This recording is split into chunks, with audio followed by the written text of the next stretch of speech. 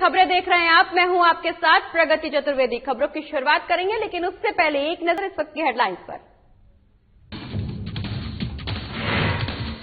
दिल्ली दौरे पर मुख्यमंत्री जयराम ठाकुर केंद्रीय मंत्रियों से कर सकते हैं मुलाकात। जयराम सरकार के चौथे बजट को लेकर यह दौरा माना जा रहा खास।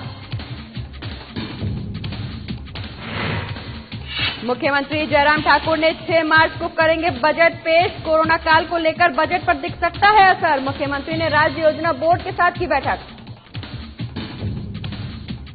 15 अप्रैल से होगी स्वर्णिम हिमाचल रथ यात्रा। 51 दिन तक प्रदेश के कई हिस्सों में की जाएगी रथ यात्रा। सीएम जयराम की अध्यक्षता में रूपरेखा हुई तैयार। कांग्रेस विधायक सुजान सिंह पठानिया का निधन। 78 साल की उम्र में हुआ। सुजान ने ली अंतिम सांस। कांग्रेस के नेताओं ने निधन पर जताया शोक। चलिए खबर की शुरुआत करेंगे, जहां प्रदेश के मुख्यमंत्री जयराम ठाकुर इन दिनों दिल्ली दौरे पर हैं। इस दौरान मुख्यमंत्री जयराम आज एक आधिकारिक बैठक में हिस्सा लेंगे। जानकारी के मुताबिक इससे जयराम ठाकुर केंद्रीय मंत्रियों से मुलाकात कर सकते हैं। इसके अलावा जयराम ठाकुर बीजेपी हाईकमान से भी मुलाकात कर सकते हैं। बता दें कि कोरोना संकट के बीच तो प्रदेश सरकार के खर्च और भी बढ़ गए हैं। राज्य सरकार को विशेष अनुमति लेकर सीमा से ज्यादा कर्ज लेना पड़ रहा है। वहीं प्रदेश की आमदनी घट गई है। कर्मचारियों पेंशनरों के वेतन भत्तों में ही सरकार का ज्यादातर बजट खर्च हो रहा है। वहीं मुख्यमंत्री जयराम ठाकुर केंद्रीय मंत्रियों से कई योजनाओं का समयबद्ध बजट जारी करने और कई केंद्रीय वित्त पोषित योजनाओं में प्रदेश की आर्थिक मदद बढ़ाने की बात करेंगे। इस बार केंद्र सरकार ने पूंजीगत व्यय बढ़ा दिया है। वहीं आपको ये भी बता दें कि जयराम ठाकुर मार्च महीने की शुरुआत में साल 2021-22 का बजट पेश करने वाले हैं। ऐसे में अगर केंद्र की तरफ से सहायता का कुछ आश्वासन भी मिलता है तो उसकी झलक बजट में जरूर देखी जा सकती है। ये जयराम सरकार के कार्यकाल का चौथा बजट होगा। उससे पहले मुख्यमंत्री जयराम का दिल्ली दौरा बड़ा अहम माना जा रहा है।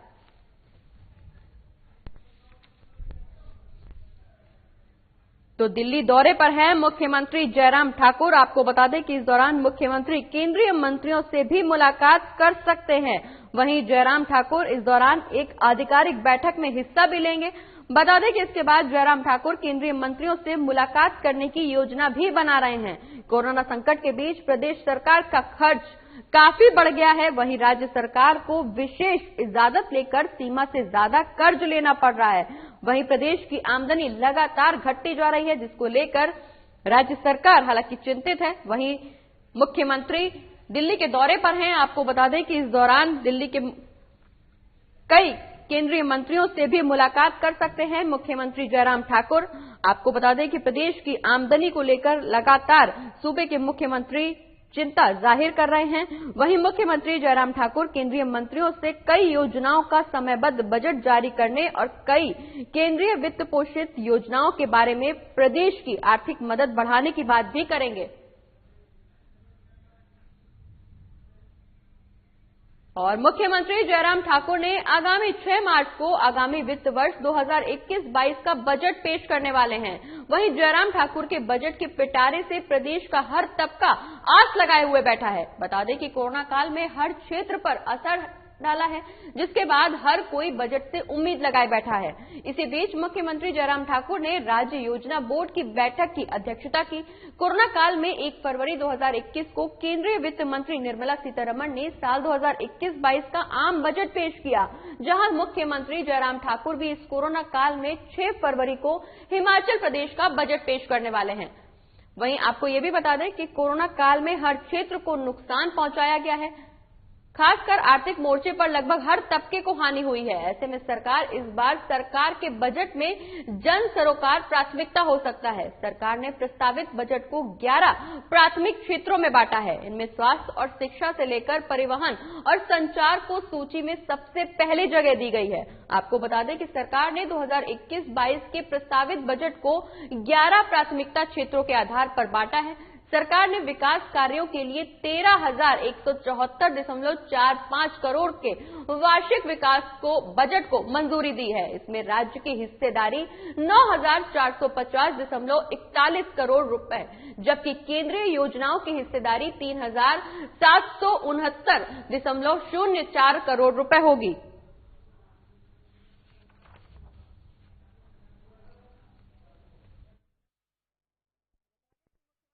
ठाकुर आने वाले 6 मार्च को वित्त वर्ष 2021 और 22 का बजट पेश करने वाले हैं। आपको बता दें कि 6 मार्च को हिमाचल प्रदेश का बजट पेश होगा।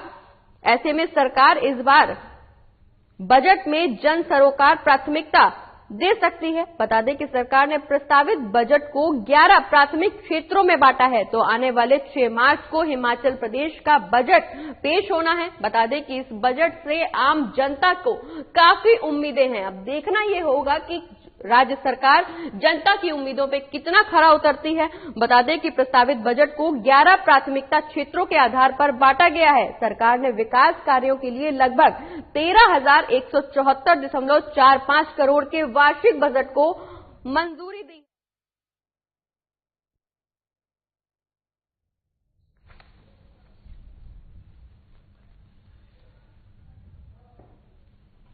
तो आपको बता दें कि 6 मार्च को हिमाचल प्रदेश का बजट पेश होना है। वहीं कोरोना काल में 1 फरवरी 2021 को केंद्रीय वित्त मंत्री निर्मला सीतारमण ने 2021 और 22 का आम बजट पेश किया था। अब आने वाले 6 मार्च को हिमाचल प्रदेश का बजट पेश होना है। आपको बता दें कि इस बजट से आम जनता को, राज्य की जनता को काफी उम्मीदें हैं। हालांकि राज्य सरकार लगातार कोशिश कर रही है कि जनता की उम्मीदों पर खरा उतरा जाए। आपको बता दें कि सरकार ने 2021 और 22 के प्रस्तावित बजट को 11 प्राथमिकता क्षेत्रों के आधार पर बांटा है। वहीं केंद्रीय योजनाओं की हिस्सेदारी लगभग 3,769.04 करोड़ रुपए तय की गई है। बढ़ते आगे, जहां 15 अप्रैल 2021 हिमाचल दिवस से शुरू होने वाली स्वर्णिम हिमाचल रथ यात्रा 51 दिन तक प्रदेश के कई हिस्सों में जाएगी। इस मौके पर मुख्यमंत्री जयराम ठाकुर ने कहा कि इस राज्य को ऊंचाइयों तक पहुंचाने के लिए राज्य के नागरिकों की महत्वपूर्ण भूमिका रही है। इसलिए जितना हो सके यात्रा को लोगों तक पहुंचाया जाएगा। बता दें कि जयराम ठाकुर ने कहा कि बैठक में यात्रा की रूपरेखा तय की गई। आने वाले दिनों में इसको लेकर और बैठकें भी की जाएंगी, जिससे पूरा कार्यक्रम तय हो सकेगा। वहीं मुख्यमंत्री जयराम ठाकुर ने यह भी कहा कि प्रदेश सरकार की उपलब्धियों, नीतियों और कार्यक्रमों पर प्रकाश डालने पर विशेष बल दिया जाएगा, जिसके लिए विभाग अपनी विकासात्मक यात्रा को दर्शाती है। विवरणिका, सूचना, शिक्षा और संचार सामग्री उपलब्ध करवाएंगे, जिसे डिजिटल रथ के माध्यम से प्रदर्शित किया जाएगा। उन्होंने कहा कि लोगों के मनोरंजन के लिए स्थानीय और राष्ट्र स्तरीय कलाकारों और सांस्कृतिक दलों को भी जोड़ा जाना चाहिए और नुक्कड़ नाटकों और गानों के माध्यम से प्रदेश की शानदार यात्रा पर प्रकाश डाला जाना चाहिए। साथ ही युवाओं और विद्यार्थियों की सक्रिय हिस्सेदारी सुनिश्चित करने के लिए स्थानीय स्तर पर स्वर्णिम इतिहास पर चर्चा, क्विज प्रतियोगिता, वाद विवाद और चित्रकला प्रतियोगिता आयोजित की जानी चाहिए।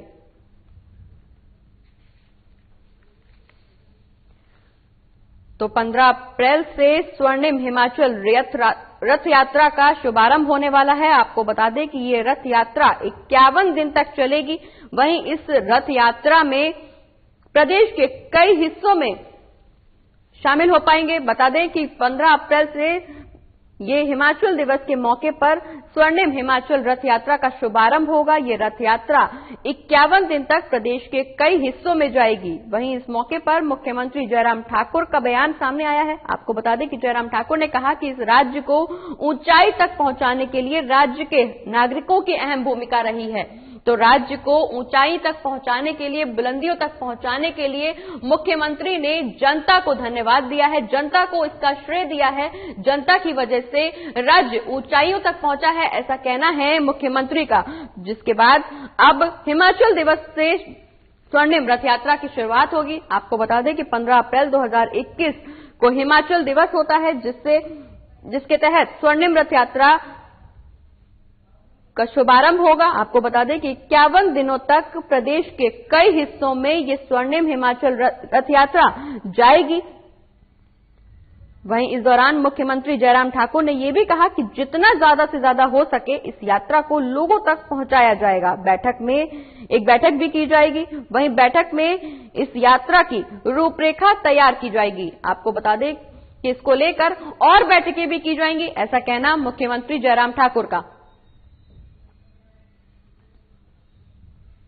बढ़ते आगे, जहां मुख्यमंत्री जयराम ठाकुर का ड्रीम प्रोजेक्ट प्रस्तावित अंतर्राष्ट्रीय हवाई अड्डा बल्ह के 2 हफ्ते के भीतर लीडार सर्वे करवाया जाएगा, जिसके लिए प्रदेश सरकार ने भी मंजूरी दे दी है। आपको बता दें कि मुख्यमंत्री जयराम ठाकुर काफी समय से केंद्र सरकार से इस मसले को उठा रहे हैं।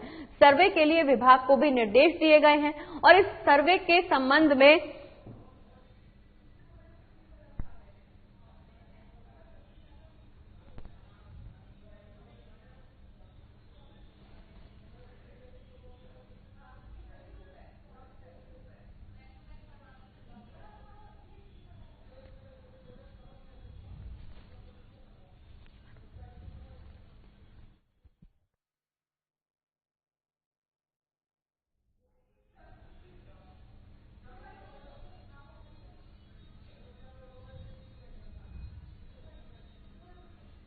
और हिमाचल प्रदेश के पूर्व मंत्री और कांगड़ा के फतेहपुर से कांग्रेस के विधायक सुजान सिंह पठानिया का निधन हो गया। आपको बता दें कि 78 साल की उम्र में शुक्रवार सुबह उन्होंने अंतिम सांस ली। वो लंबे समय से बीमार चल रहे थे। वहीं कांग्रेस के नेताओं ने उनके निधन पर शोक जताया है। आपको बता दें कि साल 2017 के विधानसभा चुनाव में जीत दर्ज कर वो 7वीं बार विधायक बने थे। इस चुनाव में सुजान सिंह पठानिया ने बीजेपी उम्मीदवार कपिल सिंह परमार को 1284 मतों के अंतर से हराया था। वे भारतीय राष्ट्रीय कांग्रेस के साथ जुड़े हुए थे।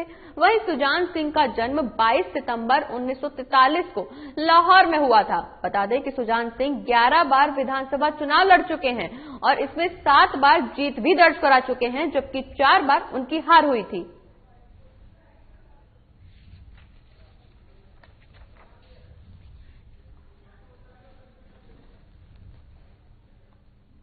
तो कांग्रेस के विधायक सुजान सिंह पठानिया का निधन हो गया है। आपको बता दें कि 78 साल की उम्र में उन्होंने अंतिम सांस ली। काफी लंबे समय से बीमार चल रहे थे सुजान सिंह पठानिया, जिसके बाद अब उन्होंने अपनी जिंदगी की जंग हार दी है।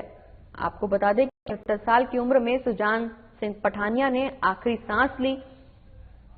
काफी बीमारियों से ग्रसित थे, काफी लंबे समय से बीमार चल रहे थे, जहां उनका इलाज हालांकि जारी था, लेकिन 78 साल की उम्र में उन्होंने आखिरी सांस ली। बढ़ते आगे, जहां नगर निगम मंडी की सत्ता पर काबिज होने के लिए चुनावी दंगल की शुरुआत हो गई है। नगर निगम का चुनावी शंखनाद मार्च महीने के आखिरी सप्ताह में होने की संभावना है, लेकिन बीजेपी ने इस मामले में पहल करते हुए अपनी बिसात बिछाना शुरू कर दिया है।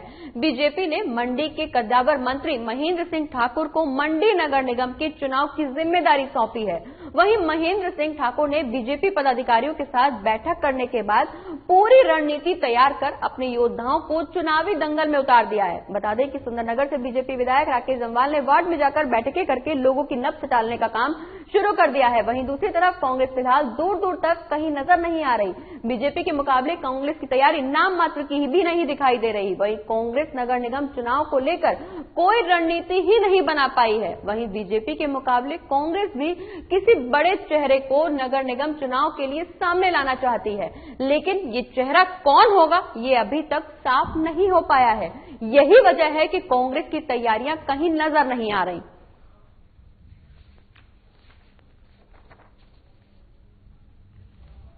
तो नगर निगम मंडी चुनाव की तैयारियों में बीजेपी जुट गई है और हर चुनाव की तरह एक बार फिर से इस चुनाव में भी बीजेपी और कांग्रेस लगातार अपने अपने उम्मीदवारों को मैदान में उतारने की कवायद करने लगी है। आपको बता दें कि बीजेपी ने इस मामले में पहल करते हुए अपनी बिसात बिछाना शुरू कर दिया है। वहीं बीजेपी ने मंडी के कद्दावर मंत्री महेंद्र सिंह ठाकुर को मंडी नगर निगम के चुनाव की जिम्मेदारी सौंपी है। बता दें कि महेंद्र सिंह ठाकुर ने बीजेपी पदाधिकारियों के साथ बैठक करने के बाद पूरी रणनीति तैयार कर अपने योद्धाओं को चुनावी दंगल में उतारा है। तो एक बार फिर से कांग्रेस और बीजेपी आमने सामने है। नगर निगम मंडी चुनाव को लेकर दोनों पार्टियां अपने अपने कद्दावर नेता को चुनावी मैदान में उतारने के लिए पूरी तरह से तैयार हैं। और कोरोना से बचाव के लिए शुरू हुए टीकाकरण अभियान के दूसरे चरण के दूसरे दिन हिमाचल प्रदेश के डीजीपी संजय कुंडू, डीसी चंबा और डीसी राणा समेत कई फ्रंटलाइन वर्करों ने टीका लगवाया। ये टीकाकरण कार्यक्रम 105 अलग अलग जगहों पर चलाया जा रहा है। इसके साथ ही अब तक प्रदेश के कुल 10,915 वर्करों को टीका लगाया जा चुका है। आपको बता दें कि हिमाचल प्रदेश में कोरोना वैक्सीनेशन का दूसरा चरण शुरू हो चुका है। इसी कड़ी में कल मंडी जिला में कोरोना वैक्सीनेशन शुरू हुआ है। दूसरे चरण के दौरान जिला भर में 13 स्वास्थ्य केंद्रों पर टीकाकरण अभियान शुरू किया गया। वहीं पुलिस अधीक्षक मंडी आशीष शर्मा ने खुद सबसे पहले आगे आकर कोरोना वैक्सीन का टीका लगवाया। बता दें कि कोरोना वैक्सीन का टीका लगवाने के बाद अतिरिक्त पुलिस अधीक्षक आशीष शर्मा ने कहा कि मंडी जिला के कई केंद्रों में पुलिस और होमगार्ड के जवान कोरोना वैक्सीनेशन के दूसरे चरण में बढ़ चढ़कर हिस्सा ले रहे हैं और सभी जवानों में टीकाकरण को लेकर काफी उत्साह भी देखा जा रहा है।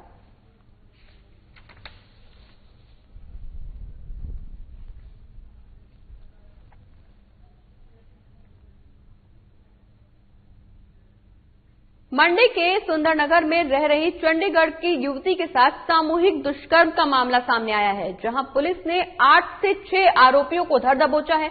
इसमें से एक नाबालिग भी शामिल है। बता दें कि इस दौरान 2 अन्य आरोपी फरार हैं। वहीं पीड़िता ने आरोपियों की शिनाख्त की है, जिसके बाद पुलिस ने गिरफ्तारियां की हैं। बता दें कि पीड़ित युवती चंडीगढ़ न्यायालय में पहले ही अपने बयान दर्ज करवा चुकी है। सभी आरोपी 21 साल से कम उम्र के बताए जा रहे हैं। पुलिस जांच में यह भी सामने आ रहा है कि वारदात से पहले युवती मनाली में थी। आरोपियों में कुछ युवती की जान पहचान वाले भी हैं।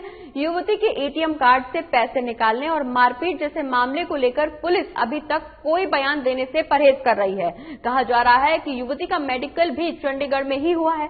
आपको बता दें कि 6 फरवरी को चंडीगढ़ की एक युवती ने मनी माजरा थाने में शिकायत दर्ज करवाई थी कि सुंदरनगर के 8 युवकों ने उसके साथ सामूहिक दुष्कर्म की घटना को अंजाम दिया है। फिलहाल पुलिस फरार आरोपियों की तलाश में जुटी हुई है।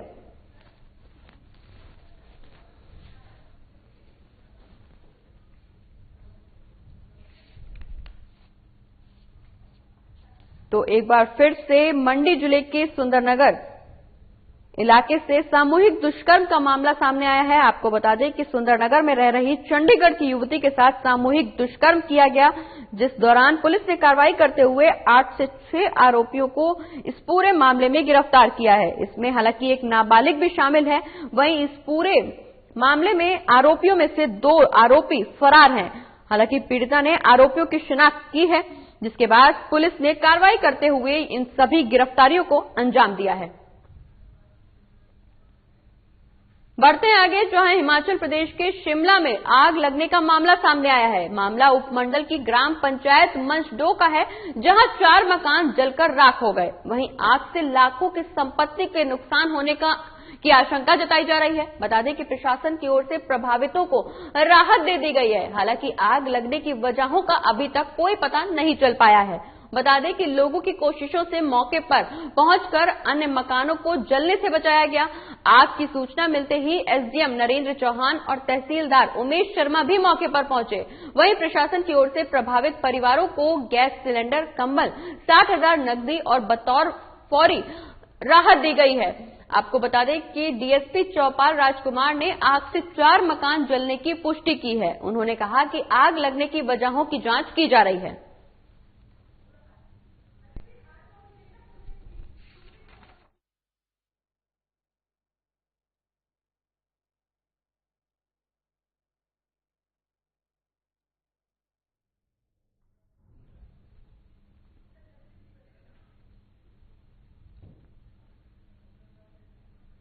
बढ़ते हैं आगे, जहां मुख्यमंत्री जयराम ठाकुर के ड्रीम प्रोजेक्ट का सर्वे करवाया जा रहा है। आपको बता दें कि ड्रीम प्रोजेक्ट प्रस्तावित अंतर्राष्ट्रीय हवाई अड्डा बनने के लिए 2 हफ्ते के अंदर लिडार सर्वे करवाया जाएगा, जिसके लिए प्रदेश सरकार ने भी मंजूरी दे दी है। आपको बता दें कि मुख्यमंत्री जयराम ठाकुर काफी लंबे समय से केंद्र सरकार से इस मसले पर बातचीत कर रहे थे।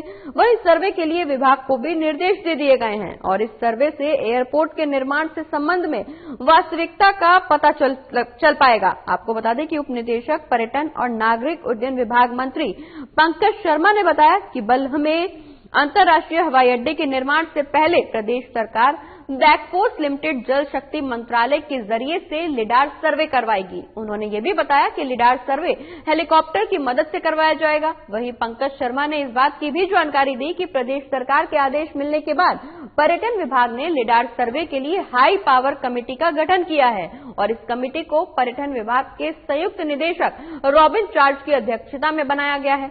बता दें कि बल में प्रभावित अंतर्राष्ट्रीय हवाई अड्डा प्रदेश का सबसे बड़ा एयरपोर्ट होगा और ये एयरपोर्ट पर्यटन की दृष्टि से भी काफी अहम और महत्वपूर्ण माना जा रहा है। विभाग की माने तो हवाई अड्डे के निर्माण 2 चरणों में किए जाएंगे। वहीं पहले चरण में 2400 मीटर का रनवे तैयार किया जाएगा, जिसके लिए लगभग 3400 बीघा जमीन का अधिग्रहण किया जाएगा। और हिमाचल में बर्फबारी के बाद अब मौसम में बदलाव आया है। सूबे में ज्यादातर और न्यूनतम पारे में बढ़ोतरी देखी जा रही है। हैरानी की बात यह है कि राजधानी शिमला में 2 फीट बर्फबारी होने के 4 दिन बाद एकाएक न्यूनतम और अधिकतम तापमान बढ़ा है। हालांकि मंगलवार रात को पारा लुढ़का है और ये 5 डिग्री के करीब दर्ज हुआ है। ऐसे में तापमान में एकाएक बदलाव देखने को मिल रहा है। आपको बता दें कि शिमला में पूरे प्रदेश समेत चंडीगढ़, दिल्ली, अहमदाबाद, देहरादून, अंबाला और करनाल समेत देश के कई शहरों से ज्यादा न्यूनतम पारा दर्ज किया गया है। राजधानी का न्यूनतम तापमान 11.5 डिग्री सेल्सियस रिकॉर्ड हुआ है। वहीं तापमान में बदलाव से हर कोई हैरान है।